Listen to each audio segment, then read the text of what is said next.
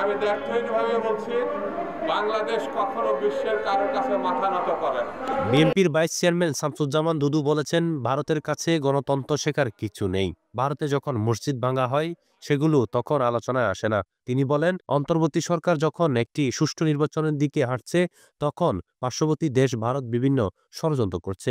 ভারত একমাত্র দেশ যারা হিন্দু ছাড়া চোখে আর কোনো জাতি দেখে না। আরে ভাই, বাংলাদেশের সব থেকে নিরাপদ সংখ্যা লঘু হিসাবে যারা, আমরা সংখ্যালঘু বলি না, তারা আমাদের ভাই।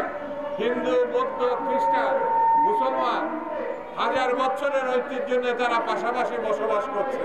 শনিবার 7 ডিসেম্বর জাতীয় প্রেসক্লাবের সামনে বাংলাদেশ জাগ্রত পার্টি আয়োজনে আগরতলা বাংলাদেশ মিশন ধর্মীয় উগ্রবাদের হামলা এবং বাংলাদেশের জাতীয় পতাকা অবমাননার প্রতিবাদে মানববন্ধন ও বিক্ষোভ মিছিলে প্রধান অতিথি বক্তব্যে তিনি এসব কথা বলেন। শামসুজ্জামান দুদু বলেন, প্রতিবেশী দেশ আমাদের দেশের উপর যেভাবে আন্তর্জাতিকভাবে মিথ্যা অপবাদ ছড়াচ্ছে, সরকারকে নাজুক অবস্থায় ফেলার জন্য আমি তার তীব্র নিন্দা জানাই। সেটা প্রত্যক্ষ করেছে।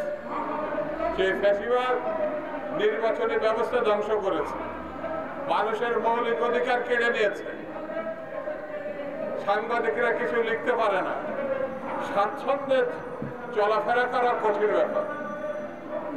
আপনি ভয়হীন অবস্থায় চলাফেরা করবেন, কথাবার্তা বলবেন, সেটাও গত 16 বছর একেবারেই অসম্ভব ব্যাপার ছিল।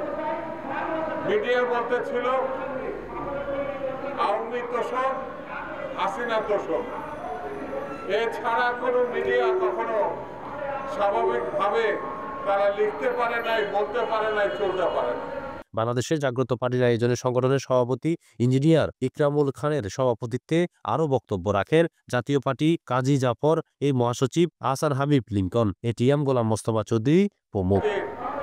অবসান ঘটেছে, ছাত্র জনতা বুকের রক্ত দিয়ে সেই পরিস্থিতির অবসান ঘটিয়েছে।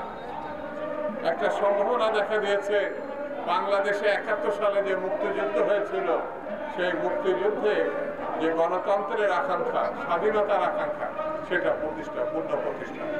এটা কল্পনা করা যায়, বাংলাদেশের স্বাধীনতার ঘোষককে বানানো হয়েছিল পাকিস্তানের চর। সেই জিয়া রহমান শুধু বাংলাদেশের জন্য না, সারা বিশ্বের স্বাধীনতাকামী মানুষের জন্য তিনি একটি শ্রদ্ধার পাত্র ছিলেন।